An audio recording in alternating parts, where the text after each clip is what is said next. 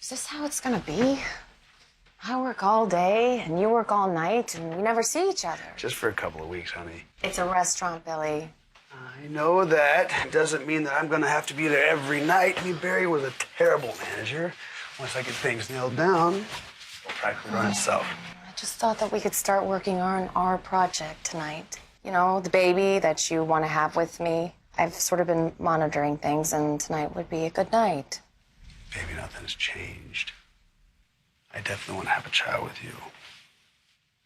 Well, I guess I could be a little late. I mean, I do own the place. It has its perks, right? Yeah, it does have its perks. Oh, yeah. Let's see this. You don't need this.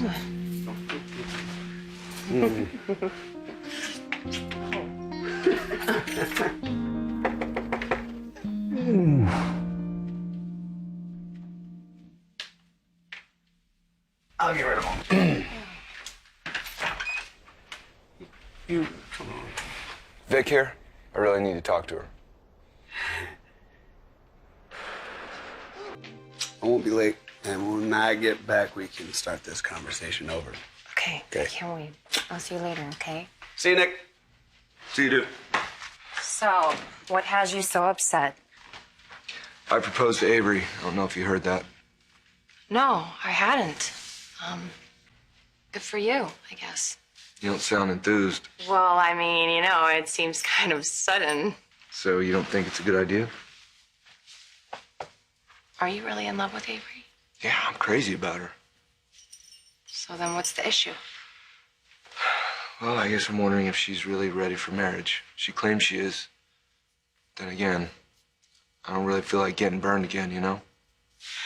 Well, I guess I would be a little more concerned if you didn't have any questions, but since obviously you do. Like, why did I propose in the first place? You guys haven't been together that long. And what's the rush? I guess I didn't want to lose Avery. Then again, maybe I never really had her to begin with. Okay, listen, don't get me wrong. I like Avery, I do. And you seem a lot happier since you've been with her. And everybody wants a happier Nick. But take it from someone who's made some questionable romantic choices of her own. I mean, there's nothing wrong with waiting.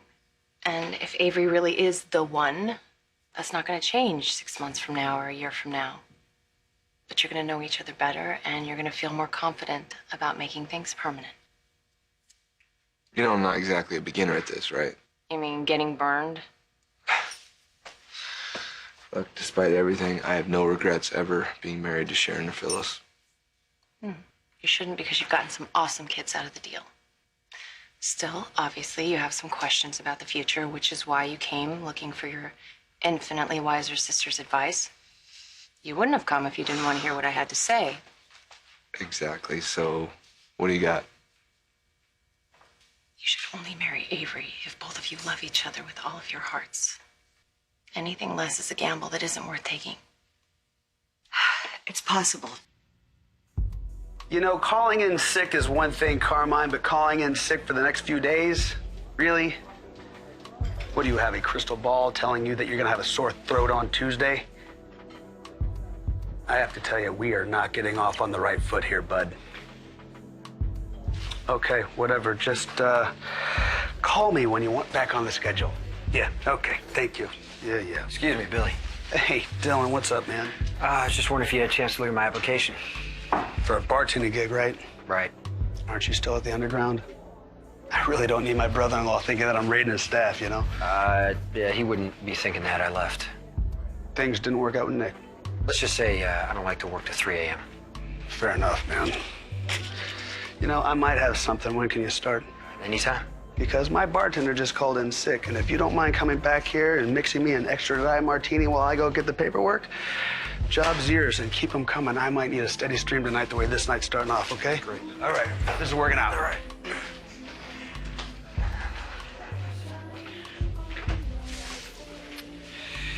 Scotch. Neat. Coming right up.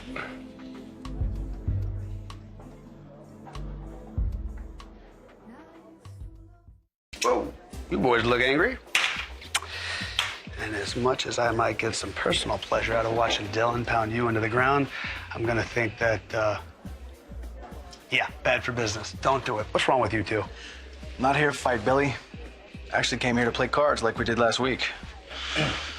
So, question is, are you back in action, Billy? Back in action with what? Adam was just making a lame joke about my return to the world of hot cuisine. Like this place is any comparison to Sammy Siegel's. He's so funny. He's a funny guy. Yeah, I was referring to his past. But I am impressed that you let him come play in a place like this where there's so much temptation. Excuse me. Play? Oh, work, play, it's all the same. Better keep an eye out. Thank you. Thank you for the advice, Adam. Anytime, sis.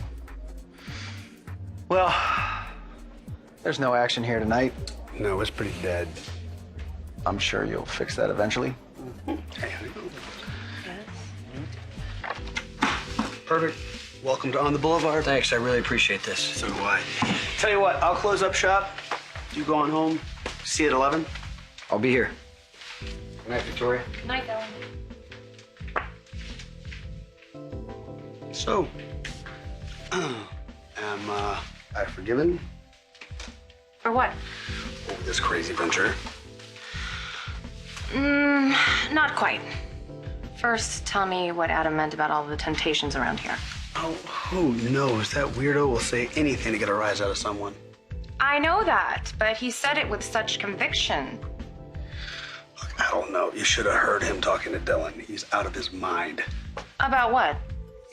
Something about winning the lottery. Anyway, he was just trying to put you on tilt. What does put me on tilt? It's a poker term. It means he was trying to get you to take your eye off the ball at Newman, since you're working there now, which I still think is a colossal mistake. Okay, listen, we're gonna change the subject, okay? Oh, we're gonna change the subject. Oh, we're gonna change the subject. Okay. Well, how do you like this subject? Why don't I close up shop? We go home and we try to make a baby. Now you're talking. Yeah? Yeah.